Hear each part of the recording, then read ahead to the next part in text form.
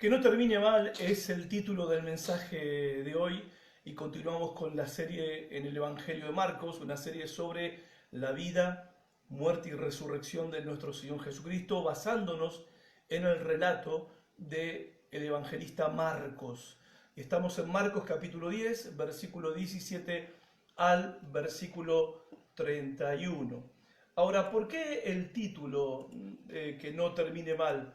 Bueno, tiene que ver con justamente la experiencia o este incidente donde vemos a un hombre que busca a Jesús, encuentra a Jesús y ese encuentro que tuvo con Jesús terminó mal.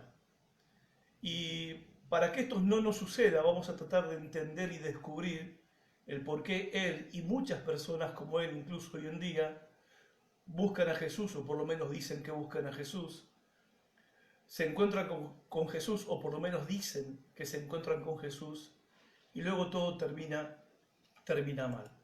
El mundo, la vida, el planeta está lleno de buscadores, no precisamente personas que están buscando a Dios. El apóstol Pablo en Romanos capítulo 3 dice que nadie hace eso, no hay ni uno que busque a Dios. Esa es la realidad según el apóstol Pablo, o sea, según la Biblia.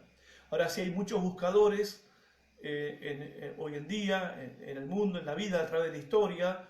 Están los que buscan el amor, están los que buscan la felicidad, están los buscadores de oportunidades, los buscadores de éxito, los buscadores de propósito en la vida, los buscadores de su identidad, los buscadores de su destino, los buscadores del alma gemela, etc.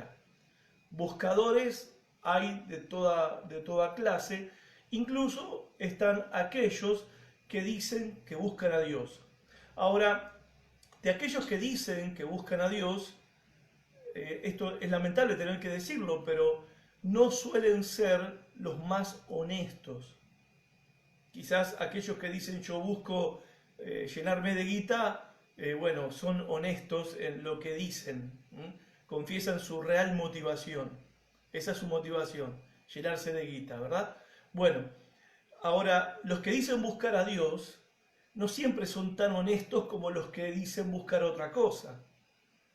Porque en realidad los que dicen buscar a Dios, muchas veces lo que hay en sus motivaciones tiene que ver con la búsqueda de una vida mejor que la que están viviendo. O sea, una vida, más satisfactoria, una vida más plena, una vida que llene su vacío existencial.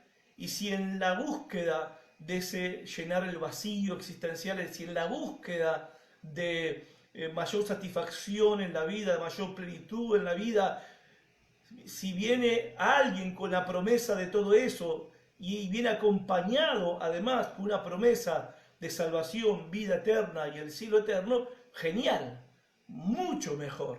Yo estoy buscando satisfacción en la vida, estoy buscando llenar mi agujero interior, mi vacío existencial, y me ofrecen eso y aparte me ofrecen un lugar en el cielo. Entonces, bárbaro, nos convertimos enseguida en buscadores de Dios. Pero esta clase de buscadores de Dios, que buscan a Dios, entre comillas, suelen ser buscadores superficiales. Miren lo que dijo William Gurnall, y a mí la verdad me golpeó esto cuando lo leí hace ya un par de años, porque lo escribió en el año 1655. Si lo hubiera escrito un pastor hace un año, 5 años o 10 años, no me hubiera llamado mucho la atención. Pero él escribió estas palabras acerca de la superficialidad de la vida espiritual de muchos que dicen ser creyentes. En 1655, él escribió, 665, él escribió estas palabras, dice, pero en esta época de profesiones de fe marchitas y una práctica de la santidad aún más débil, cuesta encontrar a un verdadero convertido. Yo dije, ¿cómo? O sea, imagínate que esa es una experiencia que nosotros los predicadores vemos en la realidad. O sea, nosotros hoy estamos conviviendo con esa realidad. Pero que un predicador ya haya notado en su época, en 1665, que la gente en la iglesia, las personas en las iglesias, eran de una fe muy superficial, creyentes superficiales, buscadores de Dios que no eran honestos, que en su búsqueda específica de Dios, especialmente de Dios. Entonces yo dije, bueno, ¿qué nos queda a nosotros hoy? Esto, si ya en ese tiempo eso estaba pasando, bueno, hoy esa realidad de personas superficiales, de buscadores de Dios superficiales, es una realidad que la iglesia hoy en día vive. Y con tristeza tenemos que decir, muchas de esas personas están dentro de nuestros templos hoy en día. Porque buscan a Dios, porque en esa búsqueda le han prometido que van a encontrar el éxito en la vida, la plenitud en la vida, la satisfacción en la vida, llenar su vacío existencial, encontrar vida plena, plenitud de vida, una vida mejor. Y se terminan convirtiendo en buscadores deshonestos de Dios, porque no están buscando a Dios, sino que están buscando eso otro. Nada más que eso otro, la iglesia lo ofrece dentro de un paquete que viene con el título, ¿sí? con una tarjetita que dice, viene de parte de Dios. Entonces, claro, entonces nos enamoramos de Dios. Abrazamos el paquete, pero no porque lo manda Dios, sino por lo que tiene adentro. Y la verdad del asunto es esta, en la actualidad hoy en día, dentro de lo que se conoce como un movimiento evangélico, las personas que decimos tener fe en Dios, las personas que decimos ser cristianos, seguidores de Jesús, hay una superficialidad que ya es epidémica o pandémica, para usar un término que está de moda hoy en día. El historiador, profesor, escritor y teólogo César Vidal, contemporáneo nuestro, él dice que el cristianismo actual, o sea, la iglesia cristiana actual, se encuentra en Latinoamérica, se encuentra después de 500 años de historia protestante, no en la Argentina, sino a nivel mundial, nos encontramos ante una oportunidad que nunca ninguna generación cristiana ha tenido. Por ejemplo, en Hispanoamérica, en Latinoamérica, de ser un movimiento de multitud de personas, de millones de personas en cada uno de los países de Latinoamérica. A tal punto, dice él, que la iglesia hoy está en condiciones de determinar, si se lo propusiera, de determinar el futuro de su nación. Pero dice él que esta oportunidad la iglesia la está perdiendo y que la iglesia no tiene hoy ninguna injerencia y ninguna influencia capaz de determinar el futuro espiritual de su nación por la superficialidad que hay en la iglesia, por la superficialidad que hay en la vida de los creyentes, que apenas si oran, que apenas si conocen la Biblia, porque apenas si la leen a la Biblia. Y esto produce un crecimiento de gente que se dice cristiana evangélica, ¿sí? Pero que es tan superficial que no causa ningún impacto en su comunidad y en su nación. Esta es una realidad con la que nosotros estamos viviendo hoy en día y tenemos que trabajar para revertirla. O sea, en apariencia, parece que muchas personas hoy están buscando a Dios, porque por un lado se van vaciando las iglesias tradicionales de tipo católicas, van quedando menos gente y se van llenando las iglesias evangélicas. Entonces, si uno lo ve desde afuera, uno lo ve desde la apariencia, ¿sí? Son miles y miles, ¿no?, los seguidores de los predicadores de la televisión, de YouTube, de Facebook, y son muy poquitos los seguidores del cura del barrio a través de las redes sociales. Entonces, puede que nos dé la impresión de que la gente se está volcando de manera masiva a buscar a Dios. Pero no es verdad. Esa no es la realidad. Es una búsqueda, pero no es una búsqueda honesta de Dios. No se está buscando a Dios de manera honesta, con intenciones honestas. Y la historia, este incidente del Evangelio de Marcos, justamente nos va a contar, nos va a mostrar el ejemplo de un buscador de esta clase de buscadores. Que su búsqueda y su encuentro con Jesús terminando, valga la redundancia, terminando mal. ¿Qué podemos hacer nosotros ante esta realidad? Porque esta es una realidad con la que lidiamos. Todos nosotros nos relacionamos con personas y nos encontramos con personas que están muy dispuestos a recibir la bendición de Dios, que están muy dispuestos a que hagamos una oración por ellos, que oremos por ellos. Están muy dispuestos ellos a pedir oración para que los creyentes oremos por ellos, por su salvación, por su sanidad, por sus necesidades materiales o físicas. Pero lo que nosotros tenemos que hacer es ayudar a estas personas confrontándolos con esta realidad de que ellos no están buscando a Dios de una manera honesta. A ver, cuando hay un interés superficial en la salvación del alma, un interés superficial en la vida eterna, nosotros a través del Evangelio tenemos que confrontar esa manera de pensar equivocada.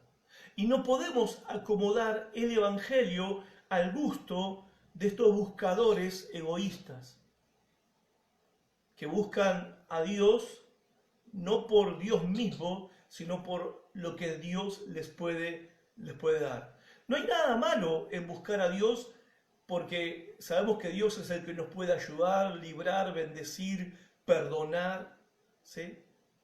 Pero buscar a Dios por mero interés personal y egoísta, y no por quién es Él, por lo que es Él, por lo que Él ha hecho por nosotros, no sé, ¿cómo te sentirías vos o qué pensarías de alguien que se acerca a vos, que te busca a vos, que quiere relacionar con vos solamente por lo que vos le podés dar? Vos de todos modos podés amar a esa persona aunque te des cuenta de su falta de sinceridad, de su falta de honestidad, y podés darle lo que te pide. Pero obviamente el sabor amargo te queda por el hecho de saber con qué clase de persona estás tratando. Bueno, Dios atiende todos los días millones de personas como estas. Millones y millones en el mundo. Ahora, nosotros que somos la iglesia del Señor en la tierra y que se nos encomendó el mensaje del Evangelio, tenemos que ayudar a esta clase de personas. Las tenemos que ayudar, ¿sí? Y no acomodar el Evangelio a sus deseos egoístas, a su búsqueda deshonesta de Dios, sino confrontarlos con la realidad y la seriedad de lo que la vida eterna es y de qué se trata la vida eterna. Porque no olvidemos esto, ¿acaso no dijo el Señor Jesucristo que la puerta del reino de Dios, que la puerta de la vida eterna, la puerta de la salvación era una puerta estrecha y pocos, dice el Señor, son los que la encuentran? ¿No dijo acaso el Señor Jesús que muchos son los que se esfuerzan por entrar, pero al final son pocos los que entran? ¿Acaso no dijo el Señor Jesucristo que muchos se esfuerzan, luchan, pelean para poder entrar y al final son pocos los que ganan esa batalla?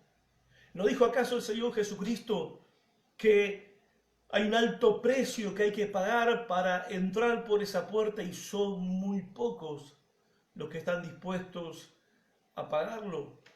O sea, no podemos nosotros vender el Evangelio barato, abaratar el Evangelio, diluir el Evangelio, aguayentar el Evangelio para acomodarlo a los buscadores egoístas, a los que buscan a Dios de una manera deshonesta, que buscan a Dios de una manera egoísta. Este joven que nos relata esta historia, del cual ahora la vamos a leer, se encontró con la oportunidad más grande de su vida, a la vez fue la prueba más grande de su vida, y falló. A ver, No cualquiera en ese tiempo podía tener la exclusividad de una entrevista personal con Jesús, siendo que al Señor Jesús lo rodeaba multitudes de personas. Solamente los 12 apóstoles tenían acceso directo a la privacidad con Jesús, y acá lo encontramos, este joven que logra tener ese encuentro personal con Jesús, no porque Jesús no estuviera dispuesto a darle una charla personal a quien quisiera, sino que la misma gente no dejaba que eso sucediera.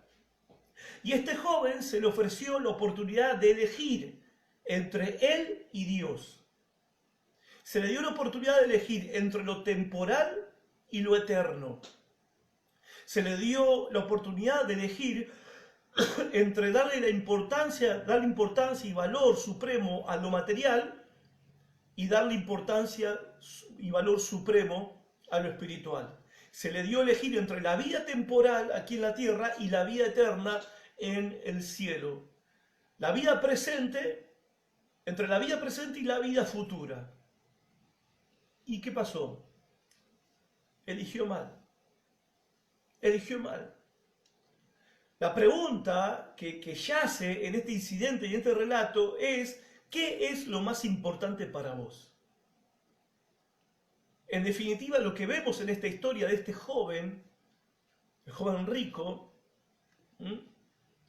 ¿qué es lo más importante para vos? ¿Qué era lo más importante para él? ¿Dios o él? ¿Quién de los dos son más importantes? ¿La vida venidera o la vida presente? ¿Qué es lo más importante? Vamos a ir a la historia, versículo 17, Marcos 10, 17. Dice: al salir él, Jesús, para seguir su camino, vino uno corriendo e hincando la rodilla delante de él le preguntó: Maestro bueno, ¿qué haré para heredar la vida eterna? Jesús le dijo: ¿por qué me llamas bueno? Ninguno hay bueno sino solo uno, Dios. Los mandamientos sabes: no adulteres, no mates, no hurtes, no digas falso testimonio, no defraudes, honra a tu padre y a tu madre. Entonces, respondiendo, le dijo: Maestro, todo eso lo he guardado desde mi juventud. Entonces Jesús, mirándole, le llamó y le dijo: una sola cosa te falta. Anda, vende todo lo que tienes y dalo a los pobres, y tendrás tesoro en el cielo, y ven y sígueme tomando tu cruz. Pero él, afligido por esta palabra, se fue triste, porque tenía muchas posesiones. Entonces Jesús, mirando alrededor, dijo a sus discípulos: cuán difícilmente entrarán en el reino de Dios los que tienen riquezas.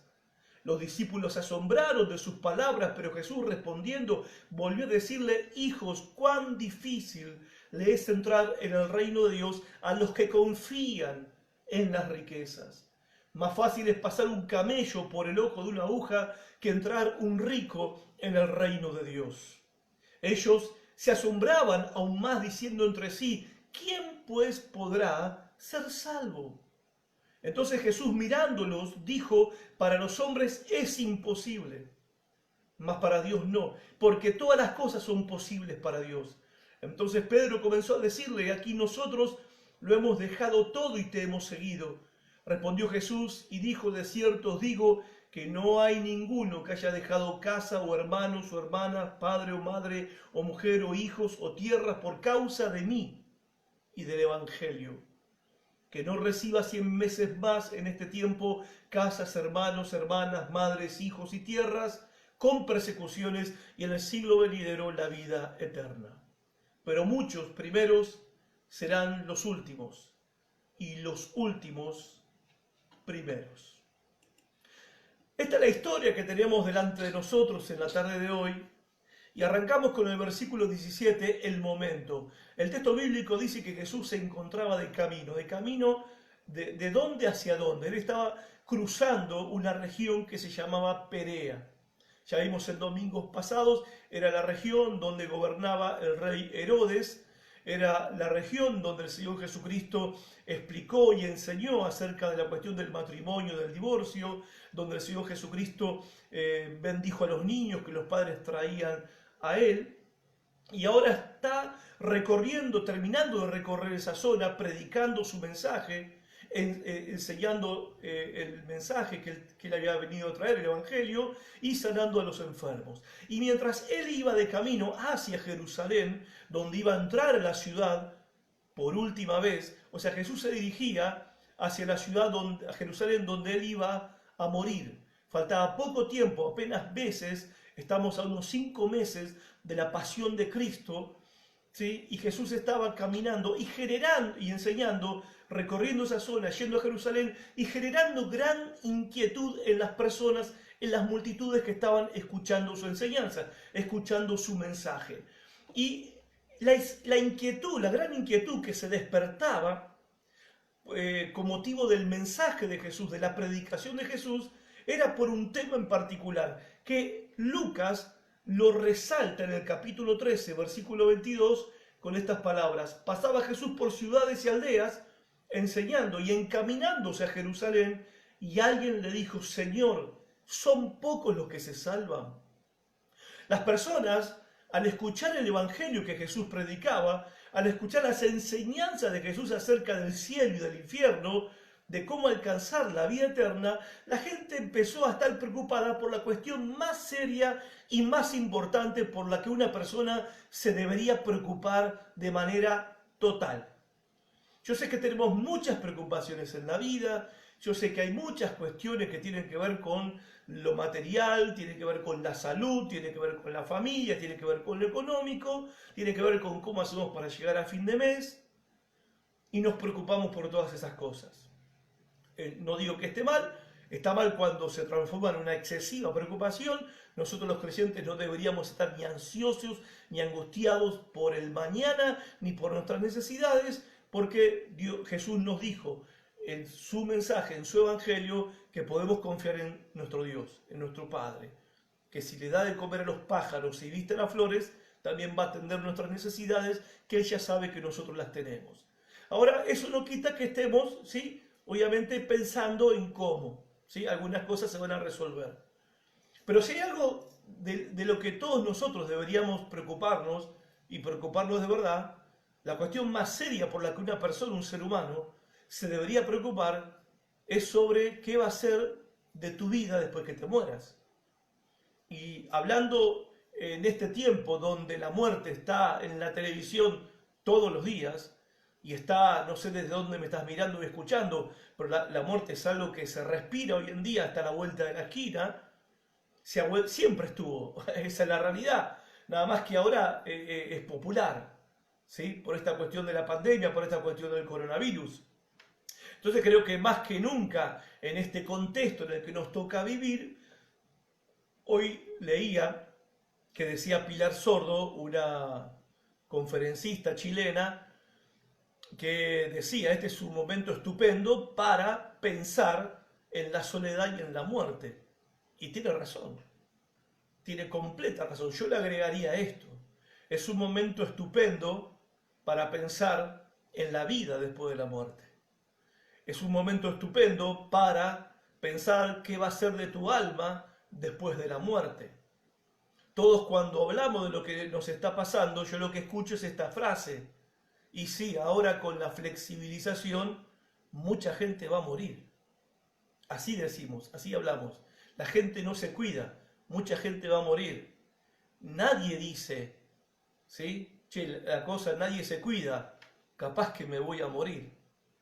Siempre los que se van a morir son nosotros. Siempre los que se van a morir del coronavirus son otras personas.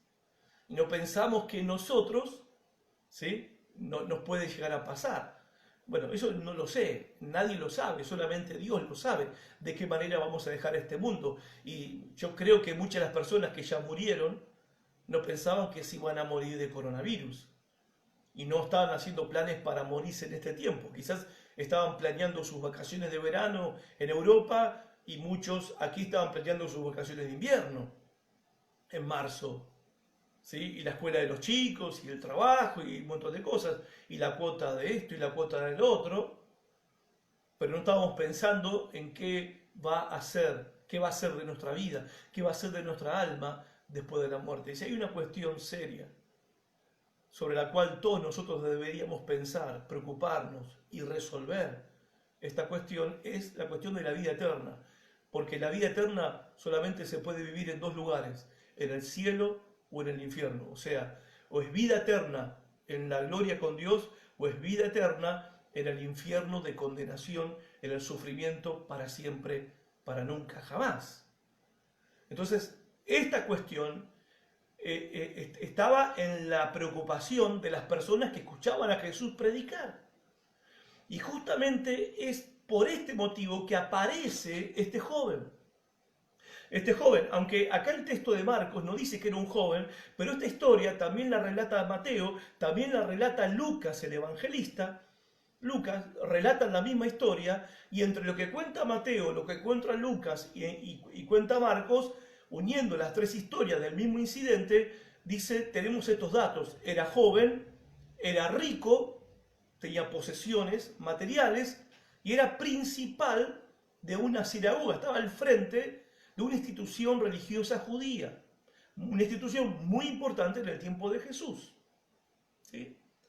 Entonces, este joven rico, de una posición importante dentro de su comunidad, de la comunidad judía, ser el principal de una sinagoga era algo que se conseguía con los años. Mayormente los principales, los dirigentes de una sinagoga judía eran gente anciana, porque se los consideraba más maduros, más experimentados, obviamente más sabios. Pero no sabemos por qué circunstancia o situación este hombre, siendo joven y rico, que no creo que ese sea el motivo por el cual llegó a ser el dirigente de la sinagoga judía, pero por alguna circunstancia llegó a ser el dirigente de una sinagoga judía. O sea que este hombre tenía todo lo que un joven quiere tener a esa edad: plata, posesiones y un lugar, una posición de respeto y admiración de las personas que le rodean. Muy rápido había llegado a un estatus envidiable por todos. Ahora, estando él en esta situación, él tiene un temor interior. Porque él dice, soy joven, tengo toda una vida por delante. O sea, ¿te imaginas que la juventud es la edad donde nadie piensa en la muerte? Ni los viejos quieren pensar en la muerte. Ni nosotros que ya tenemos 50 queremos pensar en la muerte y pensamos que todavía nos quedan 50 años más por delante. ¿Te imaginas que a los 30, 35, qué iba a pensar este muchacho? Bueno, alguien de su edad que iba a pensar en la muerte, pero evidentemente había una inquietud dentro de él a pesar de su juventud. Y tenía todo, tenía dinero y tenía posesiones materiales y tenía obviamente al alcance todo lo que el dinero podía comprar. Y tenía un lugar de preeminencia y el respeto de toda su comunidad, pero interiormente tiene un temor. Él sabe que algo le falta, él sabe que algo no tiene, y justamente eso que no tiene es lo que él viene a preguntarle a Jesús cómo conseguirlo, que es la vida eterna. Ahora, vida eterna, en términos del pensamiento judío, no tiene que ver con vida para siempre. Vida eterna es la vida, en el concepto judío de la vida eterna es la vida de Dios, porque Dios es eterno. Tener vida eterna es estar lleno de Dios, es tener una calidad de vida superior, una calidad espiritual, una calidad de vida espiritual como la que tiene Dios, porque en la fe judía esto se podía recibir, era una promesa de Dios, que Dios te iba a bendecir con vida.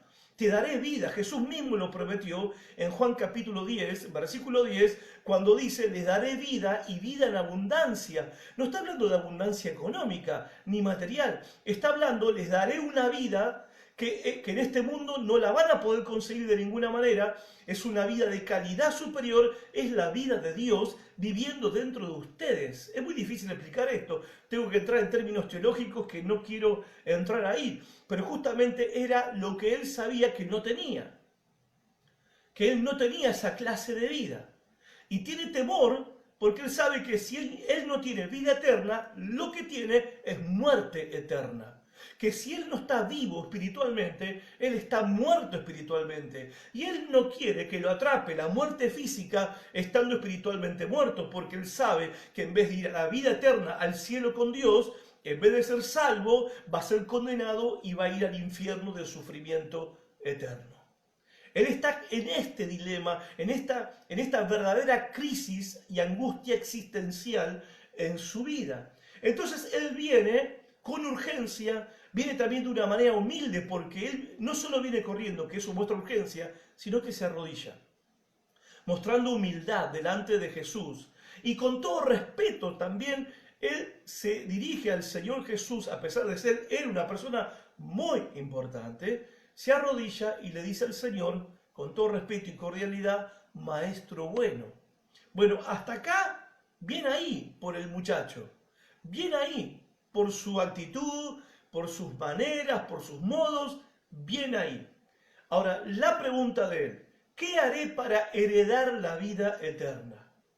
En otras palabras, tengo la vida que cualquiera quisiera tener, pero quiero esa vida que es la vida de Dios, la vida que da Dios. Esa clase de vida yo no la tengo. Cuando él dice heredar, la palabra heredar significa tomar posesión. Lo que está diciendo este joven es, ¿cómo puedo hacer mía la vida eterna? Vida eterna es lo mismo que salvación del alma, es lo mismo que la salvación del alma. ¿Cómo puedo obtener salvación? ¿Cómo puedo ser salvo? ¿Cómo puedo hacer mía la vida eterna? O sea, yo sé que hay vida eterna. Ah, sí, la vida eterna. Cuando te mueras, todos nos vamos al cielo. La vida eterna es algo que uno tiene que poseerlo ahora. Tiene que hacerlo suyo ahora. La vida eterna no es algo que vas a recibir después que te mueras. La muerte, la única cosa que hace es disparar en ese momento hacia donde vos vas a ir según las decisiones que tomaste en tu vida, que hiciste con Cristo, el que da la vida eterna. Entonces, la muerte lo único que hace es cambiar tu estado de vivir acá en el mundo material y pasas al mundo espiritual. Y en el mundo espiritual es vida eterna, como lo dije recién, en el cielo con Dios, pues vida eterna en la condenación y en el sufrimiento para siempre en el infierno. Ahora, Él quiere hacer suya la vida eterna ahora. ¿Y eso es algo que se puede recibir ahora, pastor? Por supuesto que es algo que se puede recibir. Y no solamente se puede recibir, lo tenés que recibir ahora. No lo vas a recibir después de la muerte. Después de la muerte es tarde. Ahora es cuando se puede recibir. Y es por eso que Él viene en búsqueda de lo más importante que un ser humano debería buscar hoy, es recibir, tomar posesión, hacer suya para su propia alma la vida eterna. El problema acá, ¿cuál es? Enseguida tropieza con algo acá. Según nos dice el versículo 18, cuando le dice al Señor Jesucristo, Maestro bueno. Esa palabra bueno, esa palabra se transformó en un problema, en un obstáculo, en un impedimento para él. Y te voy a explicar por qué. La palabra bueno es la palabra peor entendida, peor comprendida por toda la humanidad. El concepto que nosotros tenemos de lo que es bueno es un concepto totalmente equivocado. Ejemplo, si salimos a la calle ahora y le preguntamos a cualquier persona, tipo haciendo una encuesta, como nosotros hacemos con los hermanos de la iglesia cuando salimos al barrio a hacer evangelismo, le preguntamos a la gente, le hacemos esta pregunta a la gente. ¿Usted cree que es una buena persona? ¿Qué pensás que la gente contesta? Te miran diciendo, por supuesto. O sea, ellos creen que son buenos. Y ahí está el problema con ese concepto de qué es bueno. Porque si en tu concepto de lo que es bueno te cabe a vos y vos decís, bueno, yo soy bueno, si la bondad existe, significa que yo soy bueno. Entonces, el Señor Jesucristo lo que hace es confrontar esa forma de pensar equivocada que Él tiene. Porque Él se cree bueno. Él se cree bueno. Él cree que las personas que lo rodean son buenos, que la gente que lo respeta son buenos, que la gente de su sinagoga también son buenos, y por lo tanto Jesús predica el Evangelio, es un maestro bueno. O sea, en su mentalidad todos son, en su forma de pensar, todos son buenos. Ahora Jesús va a redefinirle a él esa palabra bueno, o el concepto bueno. Y Jesús le dice, ¿por qué me llamas bueno? Solamente hay uno solo que es bueno. Uno que es bueno. Dios. Hace unos jueves atrás, ya creo que hace 3 o 4, hablé acerca de la bondad de Dios. Te recomiendo ver ese video. La bondad de Dios, solamente Dios es bueno. Solo Dios es bueno. Y Dios es la bondad. Y Dios es el parámetro de la bondad. Dios es el parámetro de lo que es ser bueno. Y si yo no soy como Dios, bueno como Dios, entonces no soy bueno. Si mi bondad no es como la bondad de Dios, entonces yo no soy bueno. Bueno, nadie es bueno, dijo el apóstol Pablo en Romanos capítulo 3. Pero este concepto en la cabeza de este joven se convierte en su primer obstáculo para recibir lo que él había venido a buscar de parte de Jesús. Hacer suya la vida eterna, hacer suya la vida de Dios. Él se considera una persona respetable, una persona correcta, una persona buena. Ahora Jesús le dice, no es verdad. Eso no es verdad, no hay ni uno bueno. Cuando le dice solo Dios es bueno, está diciendo que no hay nadie bueno. Eso te incluye. Te incluye a vos y me incluye a mí. Creerse bueno es el mayor obstáculo para hacer propia la vida eterna que Dios nos ofrece. Creerse que uno es bueno. Obviamente que hay, quizás vos digas, bueno, pero yo no soy tan malo. Claro, hay grados de maldad que son relativos. Es verdad que quizás vos no seas tan malo como algunos malos que hay en tu barrio. Es verdad, pero eso no te hace bueno. Que vos no seas tan malo como un pariente tuyo, que no seas tan mala como alguna vecina tuya, una compañera de trabajo o de escuela, que a tu juicio es mala o es malo, eso no te hace bueno. Ser mejor que otros, entre comillas lo digo, ser más correctos que otros, ser más educados que otros, tener mejores costumbres y modales que otros, eso no te hace bueno. No significa que estás bien ante los ojos de Dios, que sos bueno ante los ojos de Dios. Y Jesús tiene que hacer lo que todo predicador tiene que hacer. Ayudar a las personas a entender que no son buenos, porque si no, ¿qué sentido tiene el Evangelio? Porque ¿qué es lo que ofrece el Evangelio? El Evangelio no ofrece resolver tu problema existencial. El Evangelio no ofrece una vida más placentera, más cómoda, más plena, más satisfactoria, más próspera, más bendecida, más exitosa. Lo que el Evangelio ofrece es tu mayor necesidad, perdón. Ahora muchos dicen, ¿perdón de qué? No tengo nada de qué pedir perdón. No tengo nada de qué arrepentirme. Entonces el Evangelio se vuelve algo impotente para con aquellas personas que creen que son buenas, que creen que no tienen que pedir perdón por nada, que creen que no tienen que arrepentirse de nada.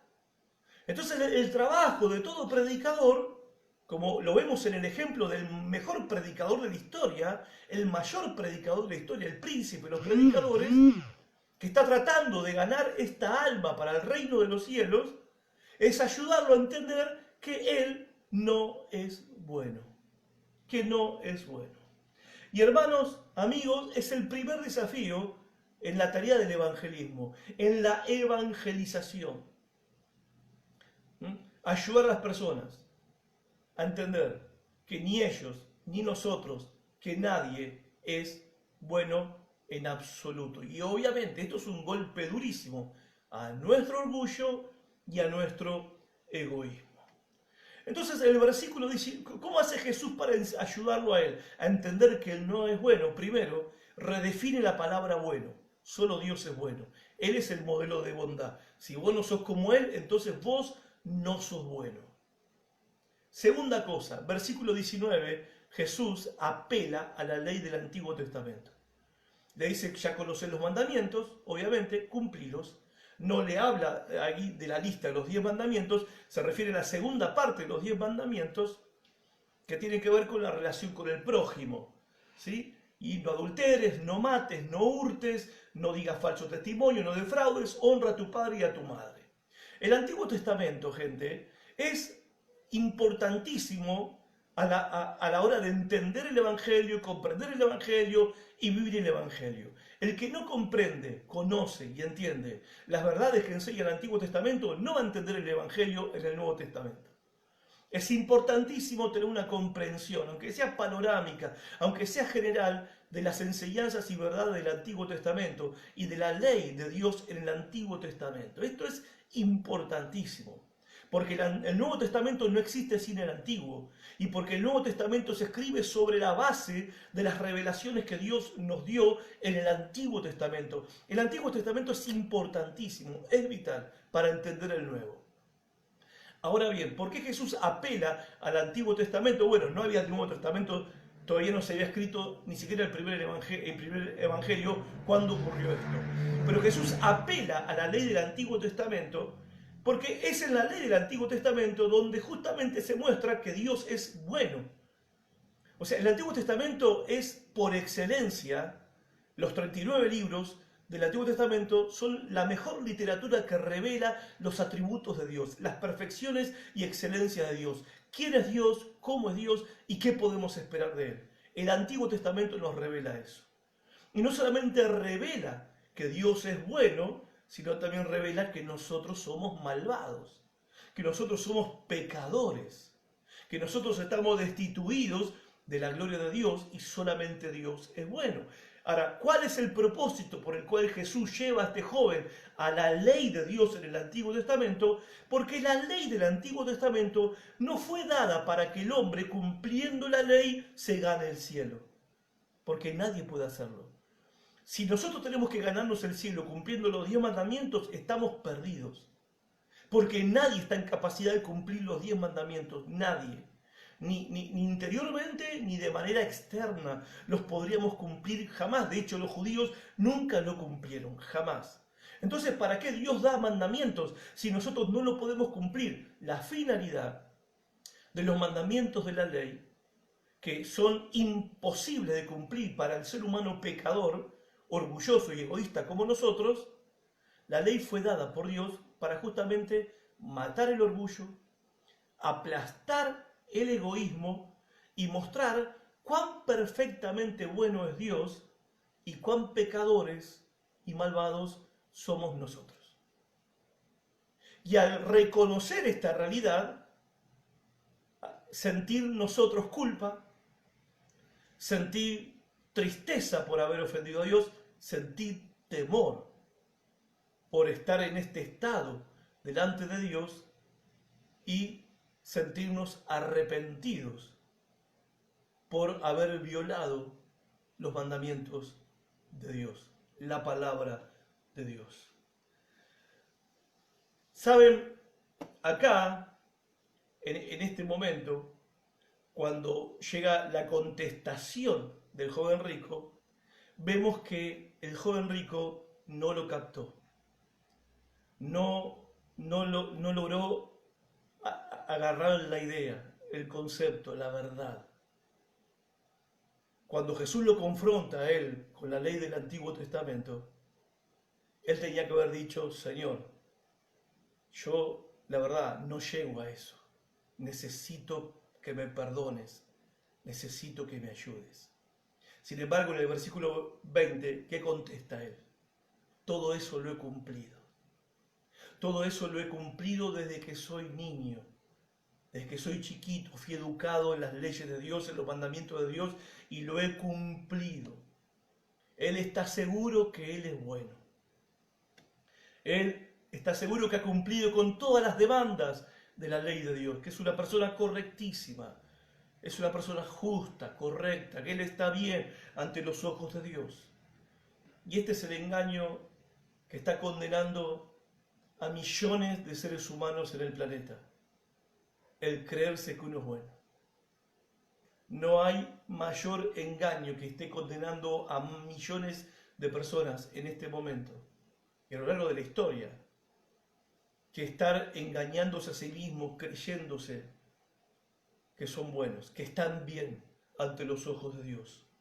Por eso cuando nosotros predicamos el Evangelio y confrontamos a las personas, ayudándoles a entender de que son pecadores, no terminan de creerlo, porque no lo aceptan, porque no creen que eso es verdad. Nos pasa cuando salimos a predicar a la peatonal de Concordia y a voz en cuello predicamos la mala noticia de que todos somos pecadores y la buena noticia de que tenemos un Salvador, que es Jesucristo. Bueno, muchos están contentos de escuchar la buena noticia, pero no terminan de creer la mala noticia de que somos pecadores. Y claro, si nadie se reconoce pecador, ¿para qué necesito un Salvador? Bueno, si ese Salvador me puede ayudar, y bueno, que me ayude. Así como me ayuda el Kini 6, me ayuda San Expedito, me ayuda, no sé, la curandera de la esquina y ayuda de Jesús no va a venir mal. Si Él me puede bendecir y ayudar a lograr mis sueños, bienvenido sea. Es algo más que me ayuda a encontrar realización en la vida. Porque le cuesta aceptar, terminar de creer que son pecadores. Y esta es la realidad de todo ser humano. Y la tragedia, ¿saben cuál es? La tragedia es que se van al infierno creyendo que son buenos. Y esto que estoy diciendo no es un invento. Jesús mismo en Mateo capítulo 7, cuando termina el Sermón del Monte, cuenta, profetiza, que en el último día muchos van a venir a su presencia diciendo, Señor, Señor. O sea, tipo, acá estamos los creyentes, nosotros hicimos cosas maravillosas en tu nombre.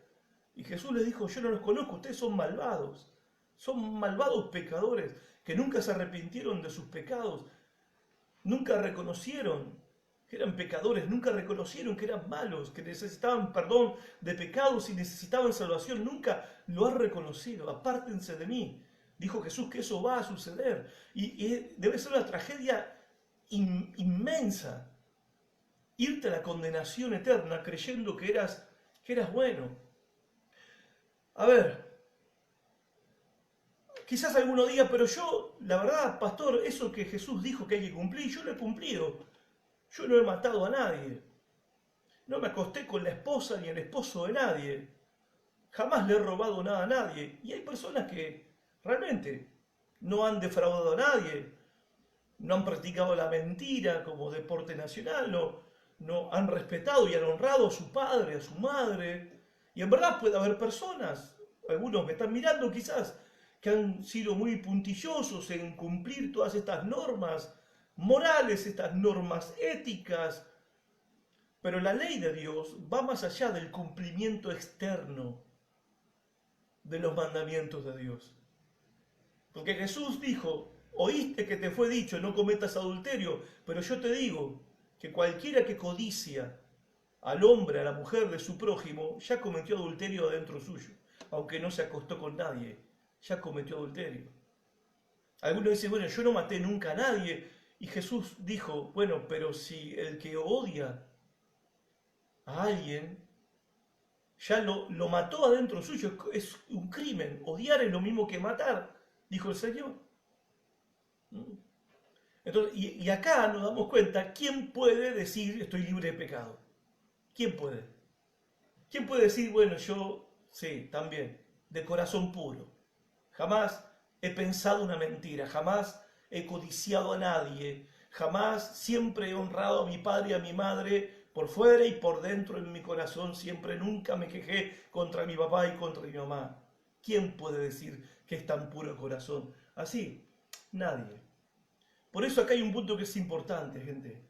Hasta que no aceptemos que no somos buenos, no hay esperanza de salvación para nadie. No hay. Hasta que no aceptemos esta realidad, esta verdad. Versículo 21, Jesús le contesta a la respuesta que le hace este joven rico y principal de una sinagoga judía. Una cosa te falta, una sola, así de simple. una sola.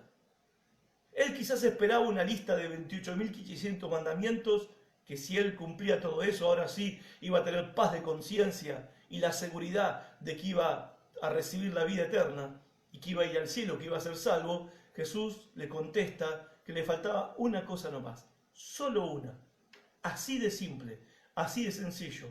La única cosa que le faltaba era, bueno, el texto bíblico dice, anda, vende todo lo que tienes, dáselo a los pobres, vení, seguime y toma tu cruz. O sea, vení, seguime y aguantate la vergüenza de ser un seguidor mío. Bien, la única cosa que Jesús le pidió, porque una sola cosa te falta, lo único que Jesús le pidió era que renunciara a lo que él más amaba. Que renunciara a su ídolo secreto, a su amorcito secreto del corazón. Evidentemente, las riquezas, sus posesiones materiales se habían vuelto su amor secreto, su ídolo secreto. Y porque, en definitiva, el dinero y las posesiones en sí mismas no tienen nada de malo, y las comodidades que uno puede comprar con el dinero tampoco en sí mismas tienen nada de malo. El punto es que a veces las cosas materiales y lo material puede conseguir una vida cómoda y satisfactoria se vuelve nuestro ídolo. Y es claro en la Biblia que el primer mandamiento es amar a Dios con toda tu alma, con toda tu mente, con todo tu corazón y con todas tus fuerzas. Y sigue diciendo el mandamiento, no tendrás dioses ajenos delante de mí. Entonces lo que Jesús le está pidiendo a este joven, ¿sí?, no es que se haga pobre porque la pobreza tiene una virtud, porque hay virtud en la pobreza. No, lo que le está pidiendo a este joven es que renuncie a aquello que amaba y en lo que él confiaba. Porque él confiaba en sus posesiones. Lo que le daba seguridad en la vida eran las posesiones y la riqueza y la reputación que él tenía. Eso le daba a él seguridad en la vida.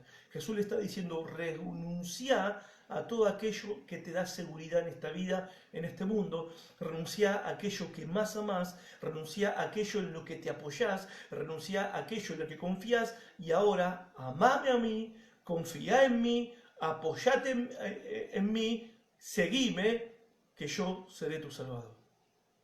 Que yo seré tu Salvador. No es que uno se salva vendiendo lo que tiene. ¿Me explico? No salgan ahora a vender todo, a arrebatar todo. Sé que igual no lo van a hacer, pero no, ese no es el mensaje. No es que uno se salva porque se desprende de las pertenencias personales. Uno se salva cuando renuncia a lo que más ama. Uno se salva, uno hereda la vida eterna, hace propia para sí mismo la vida eterna cuando renuncia a su ídolo interior y abraza a Cristo, que es el Dios verdadero. Entonces ahí ocurre el milagro de la vida eterna. Ahí somos salvados de nuestro mayor pecado, que es el egoísmo, el orgullo y la autoconfianza en nosotros mismos. Pero dice el texto bíblico que cuando él escuchó estas palabras, se fue triste y se fue. Se fue triste. Lo abandonó. Un encuentro con Jesús que terminó mal. Y los encuentros con Jesús pueden ser así. No todos los encuentros con Jesús terminan bien, porque tienen que ver si estás dispuesto o no a renunciar a lo que más amás en tu vida para abrazarte a Jesucristo por toda la eternidad. Y llegamos a esta conclusión con respecto a este muchacho. Él quería la vida eterna, pero no lo suficiente. No tanto como para renunciar a su orgullo, a su egoísmo y a sus posesiones. Él nunca cuestionó lo que Jesús le pidió que haga. No lo cuestionó. No le dijo, estás equivocado, ese no es el camino, esa no es la manera. Él sabía que ese era el camino. Él sabía que eso que Jesús le decía era lo que él tenía que hacer. Él no lo discutió, simplemente y trágicamente tomó su decisión. Dio la espalda a Jesús y se fue a abrazarse a aquello que más amaba, que le daba seguridad en esta vida temporal. Él amaba lo material más que lo espiritual. Algunos piensan, y de manera equivocada, que el problema era su condición de rico. Por esa frase que dijo Jesús, cuán difícil es que un rico entre al reino de los cielos, pero después cuando Jesús vuelve a repetir la frase ante el asombro de sus discípulos, dice, qué difícil es entrar a un rico que confía en las riquezas. La riqueza no es un impedimento para ir al cielo. Tenemos un ejemplo en Lucas 19, Zaqueo. Zaqueo era sumamente rico, sin embargo él fue salvo, él recibió vida eterna. Tenemos la historia en Lucas 19 del 8 al 9. Fue rico, era rico y fue salvo. O sea, la riqueza en sí no es ningún tipo de problema. Las posesiones materiales no es un problema en sí mismo. El problema está cuando estamos abrazados a eso, cuando confiamos en eso y amamos tanto eso que no estamos dispuestos a renunciar a eso si es necesario con tal de tener a Cristo y recibir la vida eterna. Miren lo que dice Proverbios 13:7. Hay quienes pretenden ser ricos y no tienen nada. Y hay quienes pretenden ser pobres y tienen muchas riquezas. ¿Sí? Muchos podemos levantar las manos, ¿no? Somos pobres. Bien, somos pobres que tenemos muchas riquezas. Este joven tenía todo, pero se fue sin nada. Triste realidad. Triste realidad. Ahora, para terminar, quiero dirigirme a los que evangelizan, a los que practican el evangelismo, que deberíamos ser todos, pero los que se dedican de manera especial a esto, y espero que algún día todos lo hagamos también así de manera especial. Gran parte del trabajo en el evangelismo, gran parte del trabajo en la evangelización es hacer el pre-evangelismo, que es ayudar a las personas a entender, primero, que existe la vida eterna. Porque en este mundo materialista ya no se cree en la vida eterna. Este muchacho sabía que existía la vida eterna, con él no era problema ese punto. Pero en nuestra sociedad actual, hablar de vida eterna es como hablar de Blancanieves y los 7 enanitos. Porque lo que antes nuestros padres y abuelos creían como una verdad revelada, y de hecho lo es una verdad revelada, no una cosa que la iglesia enseña, es una verdad que Dios reveló, no es porque lo dice la iglesia, lo dice Dios, lo enseñó Dios en su palabra, que existe la vida eterna en el cielo o en el infierno. Hoy como evangelistas nos toca a nosotros ayudar a las personas a pensar, primero a creer que existe tal cosa como la vida eterna, y segundo a pensar que un día ellos van a ir a una vida eterna, ya sea en el cielo o sea en el infierno. Y la segunda cosa que tenemos que ayudar a las personas, antes de presentarles la buena noticia del Evangelio, es hacerle entender la mala noticia, de que son pecadores. Porque si no se reconocen pecadores, entonces ¿a qué un Salvador? ¿Para qué un Salvador si yo no necesito ser salvado? Y la necesidad urgente de esta generación presente es reconocer que existe la vida eterna y que la cuestión más importante de tu existencia es definir qué va a pasar con tu alma una vez que te mueras. Y la segunda cosa vital importante es que toda persona reconozca que no es buena, acepte que no es buena, reconozca que son pecadores y que necesitan un Salvador. Entonces ahí es cuando se presenta, hay lugar para presentar la buena noticia del Evangelio, que ofrece perdón, ofrece salvación y ofrece vida eterna. Este joven podríamos llamarlo quizás el inconverso ideal, porque él viene corriendo, se arrodilla y pide por favor que le digamos qué hay que hacer para recibir la vida eterna. Jesús tenía que ser un poco más amigable con él, ¿sí? Y ganarlo para el reino de los cielos, pero bueno, no fue lo que Jesús hizo. Y acá la cuestión es la siguiente: si Jesús le hubiera pedido a este joven, bueno, ¿querés la vida eterna? Es muy simple, repetí conmigo esta oración, o le hubiera dicho, mirá, tenés que tomar una decisión de fe, o le hubiera dicho, mirá, lo que tenés que hacer es aceptarme a mí en tu corazón. Creo que este joven lo hubiera hecho contento, ¿verdad? Pero Jesús no le pidió ni que haga una oración, ni una decisión de fe, no le pidió que lo aceptara a él en su corazón. Ahora, ¿Jesús falló en su método de evangelismo? No, Jesús no falló. Porque no es que nosotros tengamos una mejor manera de evangelizar que Jesús, Y a la luz de lo que vemos acá, a mí no se me hubiera escapado este muchacho. Yo lo hubiera hecho entregarse. Porque nosotros tenemos, ¿no? Tenemos habilidades que hemos adquirido con los años de hacer que una persona acepte, repita una oración, tome una decisión. Sabemos cómo se hace eso. Jesús no hizo nada de eso. Jesús no hizo nada de lo que nosotros hacemos hoy cuando evangelizamos. Jesús lo confrontó con la realidad.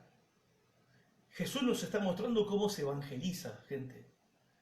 La oferta de perdón, salvación y vida eterna solamente puede ser posible cuando la persona, ¿sí?, reconoce primero que no tiene vida eterna y segundo que es un pecador y que necesita lo que el Evangelio de Cristo le ofrece.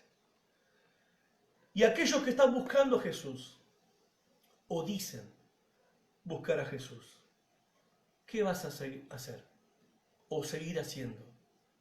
¿Vas a seguir haciendo tus peticiones por tus necesidades? ¿Vas a leer la Biblia de vez en cuando?